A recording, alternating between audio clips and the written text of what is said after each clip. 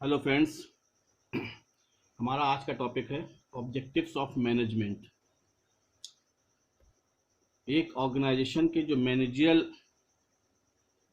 Personnels होते हैं वो ऑर्गेनाइजेशन में कौन कौन से ऑब्जेक्ट्स को डिटरमाइन करते हैं, तो उन ऑब्जेक्ट्स को हम लोग आज यहाँ पर समझेंगे। तो ऑब्जेक्टिव्स ऑफ मैनेजमेंट को समझने से पहले हम लोग ऑब्जेक्टिव्स के एक छोटा सा मीनिंग समझ लेते हैं कि ऑब्जेक्टिव्स क्या होता है। What is the objectives? Objectives is the last point for the attainment of which all the activities of an organization are undertaken। तो ये एक लास्ट पॉइंट है जिसको अचीव करने के लिए, जिसको अटेन करने के लिए सभी तरह की एक्टिविटीज की जाती है। सपोज दैट कि आप यहाँ हैं, यहाँ से हमने स्टार्ट किया और यहाँ पर हमें एंड करना है। तो जो एंड जहाँ पर हो रहा है यही हमारा ऑब्जेक्टिव्स है। यहाँ से स्टार्ट टू एंड तक पहुँचने के लिए तमाम तरह की एक्टिविटीज की जाती हैं। वो ये जो एंड पॉइंट है यही ऑब्जेक्टिव्स है। ऑब्जेक्टिव्स ऑफ मैनेजमेंट को 3 पार्ट में डिवाइड किया गया है। हम उन तीनों को समझ लेते हैं कि क्या क्या है। सबसे पहले है organisational objectives,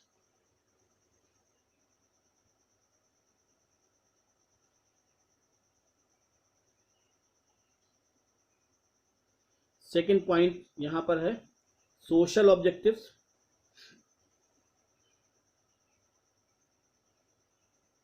and third point है पर्सनल ऑब्जेक्टिव्स।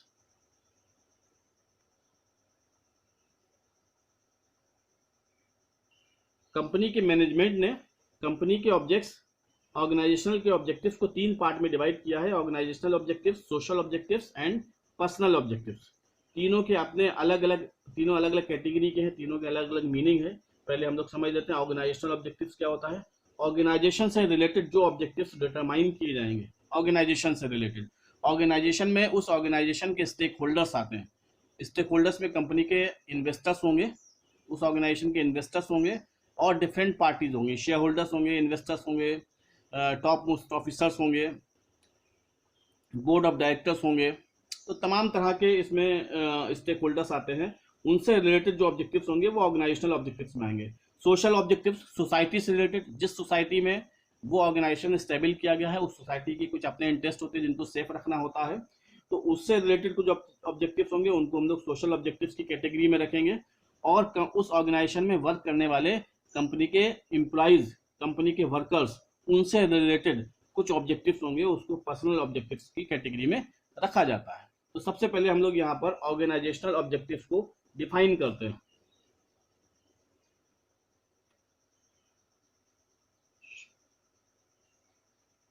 ऑर्गेनाइजेशनल ऑब्जेक्टिव्स की मीनिंग क्या है इसको हम लोग समझते हैं। इट रिफर्स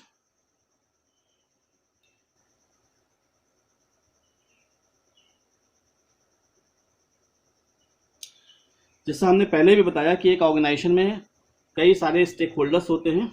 उन स्टेक होल्डर्स के कुछ इंटरेस्ट होते हैं, उनको सेफ रखने के लिए तमाम तरह के जो रिसोर्सेज हैं, जिसमें human resources and physical resources आते हैं, उनका मैक्सिमम यूटिलाइजेशन, उनका प्रॉपर यूटिलाइजेशन ऑर्गेनाइजेशनल ऑब्जेक्टिव्स में आता है। तो एक मैनेजमेंट को चाहिए कि वो स्टेक होल्डर्स के इंटरेस्ट को सेफ रखने के लिए, सुरक्षित रखने के लिए उस ऑर्गेनाइजेशन में जो अवेलेबल ह्यूमन और फिजिकल रिसोर्सेज है उनका मैक्सिमम यूटिलाइजेशन करना चाहिए। इस कैटेगरी में, ऑर्गेनाइजेशनल ऑब्जेक्टिव की कैटेगरी में, इसको 3 और कंटेंट्स हैं इसके। इसमें पहले नंबर पर है सर्वाइवल। देखिए, हर स्टेक होल्डर ये चाहता है कि जिस ऑर्गेनाइजेशन में उसका स्टेक है, जिस ऑर्गेनाइजेशन में उसका अपना इन्वेस्टमेंट है, वो ऑर्गेनाइजेशन एक लंबे समय तक जीवित रहे, एक लंबे समय तक सर्वाइव करे। अगर लंबे समय तक सर्वाइव करेगा तो उसको लंबे समय तक उसका बेनिफिट मिलता रहेगा। तो ये इसका एक कंटेंट है ऑर्गेनाइजेशनल ऑब्जेक्टिव्स का। तो हर ऑर्गेनाइजेशन का एक स्टेक होल्डर वो अपने ऑर्गेनाइजेशन को लंबे समय तक सर्वाइव करते हुए देखना चाहता है।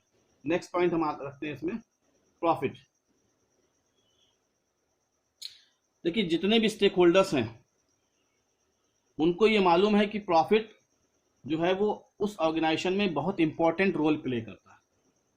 इसलिए वो ये चाहते हैं कि वो ऑर्गेनाइजेशन ज़्यादा से ज़्यादा प्रॉफिट अर्न करे।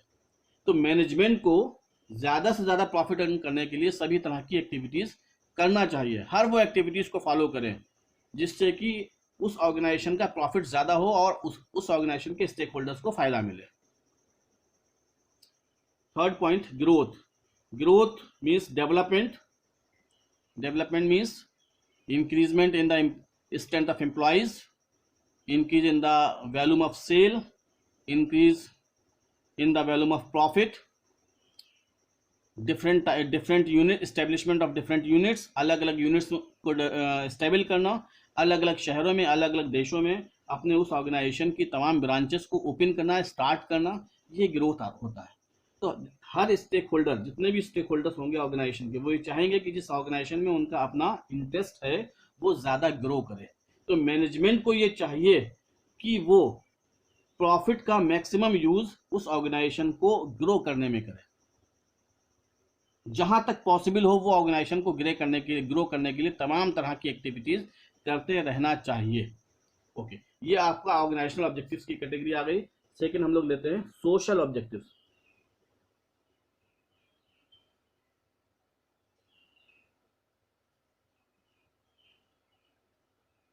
देखिए, एक ऑर्गेनाइजेशन सोसाइटी में स्टेबल किया जाता है, सोसाइटी के लोगों से वर्क करता है और अपने तैयार माल को सोसाइटी को ही सेल करता है। तो ऑर्गेनाइजेशन और सोसाइटी एक दूसरे से अलग नहीं हो सकते हैं। तो हर ऑर्गेनाइजेशन को चाहिए कि जिस सोसाइटी में वो वर्क कर रहा है उस सोसाइटी के वेलफेयर के लिए काम करे, उस सोसाइटी में रहने वाले डिफरेंट पार्ट्स के वेलफेयर के लिए सोचे। तो एक छोटी सी डेफिनेशन सोशल ऑब्जेक्टिव्स की हम लोग लेते हैं।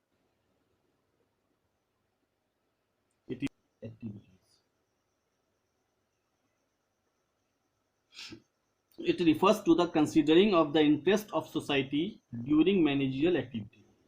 जब उस ऑर्गेनाइजेशन के मैनेजमेंट पर्सनल मैनेजरियल एक्टिविटीज कर रहे होंगे तो उनके माइंड में सोसाइटी का इंटरेस्ट रहना चाहिए, सोसाइटी के इंटरेस्ट को कंसीडर करना चाहिए।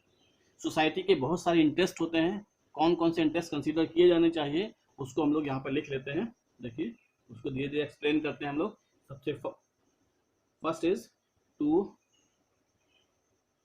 मेक अवेलेबल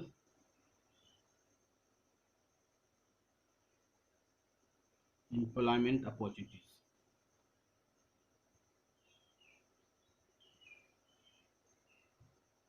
जिस सोसाइटी में वर्क कर रहा है, जिस समाज में वो ऑर्गेनाइजेशन स्टेबल किया गया है, उसके आसपास के लोगों की ये उम्मीदें होती हैं कि वो उस ऑर्गेनाइजेशन में एम्प्लॉयमेंट करेंगे, उस ऑर्गेनाइजेशन में वो वर्क करेंगे।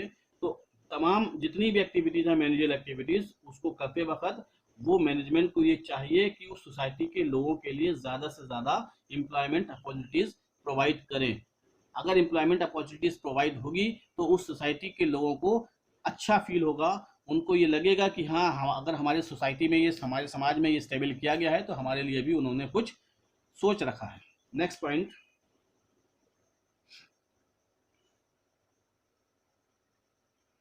To save environment from getting polluted। जिस सोसाइटी में वो ऑर्गेनाइजेशन वर्क कर रहा है उस सोसाइटी को के एनवायरनमेंट को पॉल्यूटेड होने से बचाएं। ऐसे ट्रीटमेंट करें जिससे कि जो ऑर्गेनाइजेशन का वेस्टेज है वो उस सोसाइटी को पॉल्यूट ना करे। पानी को, जो वेस्टेज वाटर है उसको ट्रीटमेंट करके उसको साफ करें, जो एयर है उसका ट्रीटमेंट करके उसको पॉल्यूट होने से बचाएं।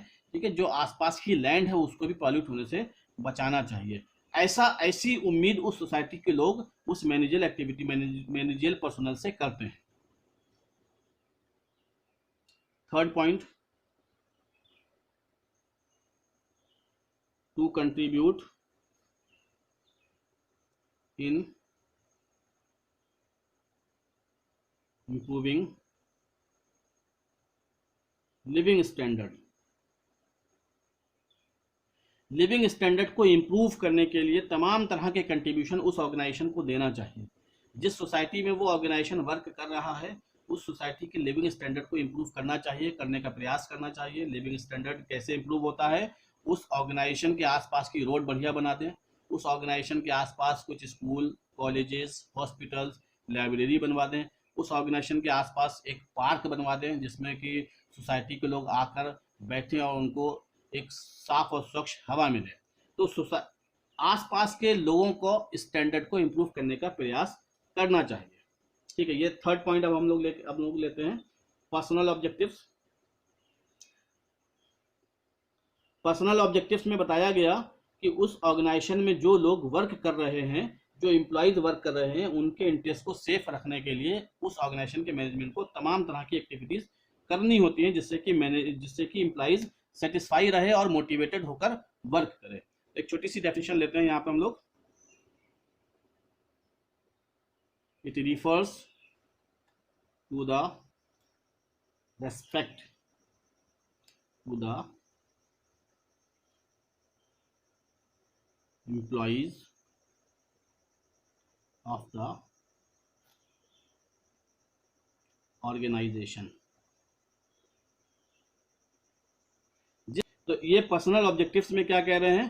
It refers to the objectives to be determined with respect to the employees of the organisation. Organisation की जो एम्प्लॉयज हैं उनके रेस्पेक्ट को डिटरमाइन करना चाहिए, उनके रेस्पेक्ट को ध्यान में रखना चाहिए, उनके रेस्पेक्ट को ध्यान में रखते हुए उनको अपने ऑब्जेक्टिव्स बनाना चाहिए। अब सवाल ये उठता है कि एम्प्लॉयज का अपना रेस्पेक्ट कैसे होता है?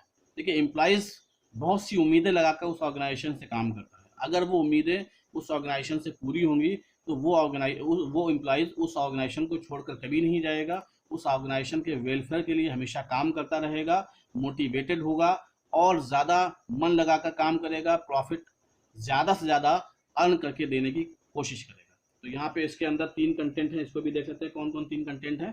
सबसे पहले, to provide reasonable remuneration। To provide reasonable remuneration. Reasonable remuneration उस एम्प्लॉयज की इफिशियंसी और एलिजिबिलिटी के अकॉर्डिंग उसको रेम्यूनरेशन मिलना चाहिए। जब उसको उसका रीजनेबल रेम्यूनरेशन मिलेगा तो वो ज़्यादा मोटिवेटेड होगा, काम करने में ज़्यादा मन लगेगा, वो एब्सेंट नहीं होगा, कंपनी को स्विच करने की कोशिश नहीं करेगा। तो मोटिवेटेड करने के लिए हमें उसको रेम्यूनरेशन रीजनेबल देना होगा। नेक्स्ट पॉइंट लेते हैं, टू प्रोवाइड क्लीन एनवायरनमेंट। देखिए, ऑर्गेनाइजेशन अगर वर्क कर रहा है तो उस ऑर्गेनाइजेशन में प्रोडक्शन की वजह से हो सकता है टू प्रोवाइड क्लीन एनवायरनमेंट। देखिए, जहाँ पर एम्प्लॉयज़ और वर्कर्स वर्क कर रहे हैं, वो एम्प्लॉयज़ हमेशा चाहते हैं कि उनके आसपास का एटमॉस्फेयर, एनवायरनमेंट बहुत ही साफ और सुरक्षित होना चाहिए, नीट एंड क्लीन होना चाहिए। उनको वो जिस जगह पे काम कर रहे हैं उस जगह पर प्रॉपर लाइट का अरेंजमेंट होना चाहिए, प्रॉपर वाटर का अरेंजमेंट होना चाहिए, प्रॉपर एयर होनी चाहिए। उनके जहाँ पर वो रेस्ट करेंगे वो रेस्ट का अरेंजमेंट होना चाहिए। और जब वो बीच में लंच करते हैं तो लंच करने के लिए एक समुचित व्यवस्था होनी चाहिए बैठने के लिए। तो इस तरह का एनवायरनमेंट वो चाहते हैं उस ऑर्गेनाइजेशन से, और उस ऑर्गेनाइजेशन के मैनेजमेंट पर्सनल्स को उनको ये एनवायरनमेंट देना चाहिए, देने के लिए प्रयास करना चाहिए। थर्ड पॉइंट लेते हैं यहाँ पे, टू शेयर इन प्रॉफिट।